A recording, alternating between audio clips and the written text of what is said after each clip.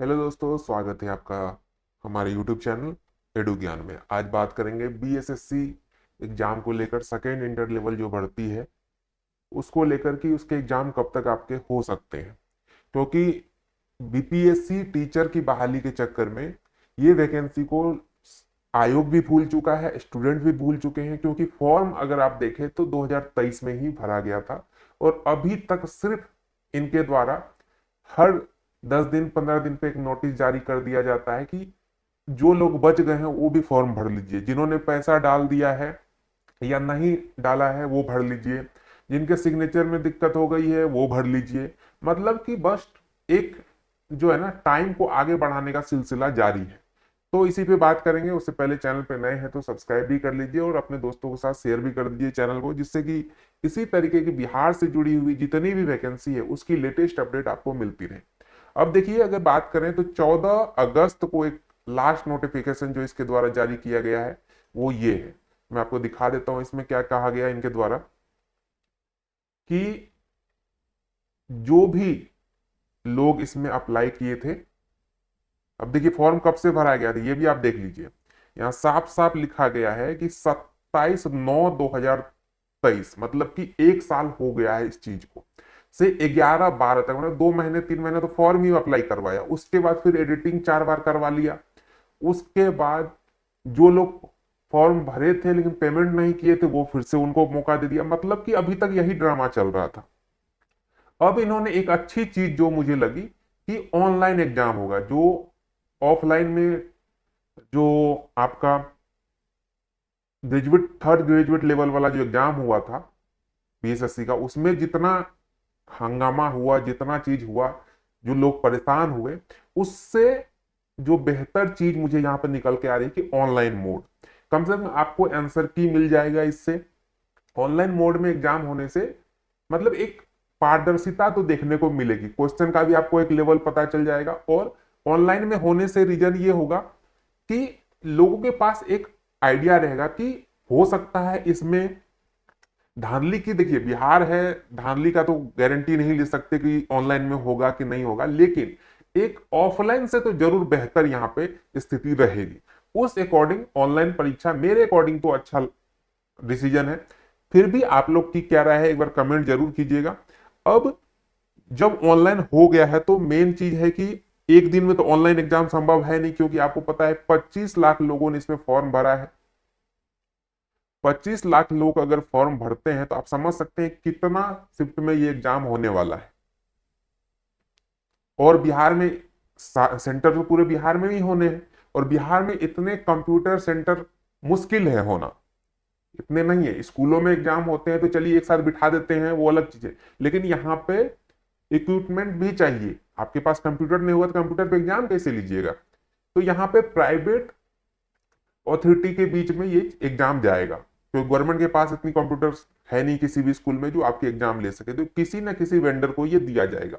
अब वेंडर वाली प्रक्रिया में भी ये 2-3 महीने लगा देंगे। समझ रहे हैं आप। जैसे एस्टेट का एग्जाम ऑनलाइन हो रहा है तो वहां पे चीजें सही तरीके से मैनेज हो रही है, कम से कम आंसर की जारी कर दिया जा रहा है। फर्स्ट एस्टेट जो लिया गया था अभी 2023 में, उसमें तो देखिए वो वेंडर तो पूरा ही खत्म था, लेकिन इस बार जो लिया गया वो ठीक ठाक वेंडर था और सब कुछ एकदम फ्रेश था। मतलब क्वेश्चन का जो लिखने का तरीका था ये सब ठीक था, क्योंकि पिछली बार जो थे इंग्लिश और हिंदी में बहुत ज्यादा गलती था, वहां पे ट्रांसलेशन ही सही से नहीं हुआ था। तो वैसा कोई वेंडर ना चुन ले कि और दिक्कत हो जाए।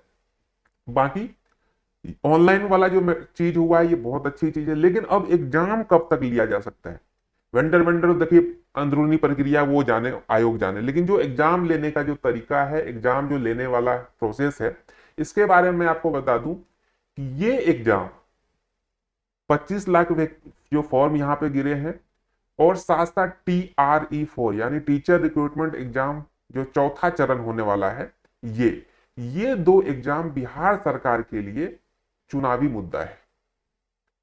क्योंकि आपको पता है 2025 अप्रैल तक एग्जाम, सॉरी, इलेक्शन होने का चांस है। इलेक्शन होगा कब तक? अप्रैल तक। ठीक है, मुख्यमंत्री का चुनाव होना है, और वहां पे सरकार के पास एक दो बड़ी वैकेंसी होनी चाहिए जिसके बारे में वो खुल के बोल सके कि हम इतना जॉब दिए, क्योंकि इससे पहले जो भी वैकेंसी है वो मिली जुली सरकार थी।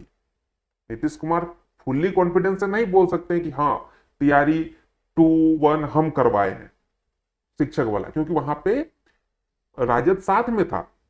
तो अब नीतीश जी के लिए, मुख्यमंत्री जी के लिए ये दो जो वैकेंसी है, अच्छी खासी वैकेंसी, 14-15 हजार इसमें सीट है। टीआरई 4 में भी कहा जा रहा है कि 1 लाख से प्लस वैकेंसी आएगा। तो ये जो बड़ी वैकेंसी यहाँ पे देखने को मिल रही है, ये चुनावी मुद्दा है और इलेक्शन में इन्हीं के का ढोल बजा के आपसे वोट लिया जाएगा। सीधी सी बात है, खुले में अगर बात कहा जाए तो यही बात है। तो अब ये चीज बिहार की जनता का आदत होता है कि 1-2 महीने पुरानी चीजें भूल जाते हैं। सरकार को भी ये चीज पता है, आयोग को भी पता है। तो ये 2 वैकेंसी जो है ये डिले होना ही है। तो इसका तो फॉर्म भरा दिया गया, तो अब इसको कैसे डिले करें? तो इसके लिए क्या किया जा रहा है कि हर 15 दिन 20 दिन पे एक नोटिस जारी कर दिया जाए, आपका ये चीज अगर गलत है तो इसको सुधार कर लीजिए, ये गलत है तो इसको सुधार, इसके 15 दिन का टाइम आपको और दिया जा रहा है, 1 महीना का टाइम और दिया जा रहा है। ऐसी ऐसी चीजें हो रही। अब मेन मुद्दे की बात है कि कब तक होगा। देखिए ये एग्जाम आपके नवंबर दिसंबर के आसपास होगा, उससे पहले किसी भी हालत में ये एग्जाम आपके नहीं लिए जाएंगे, ये आप मान के चलिए।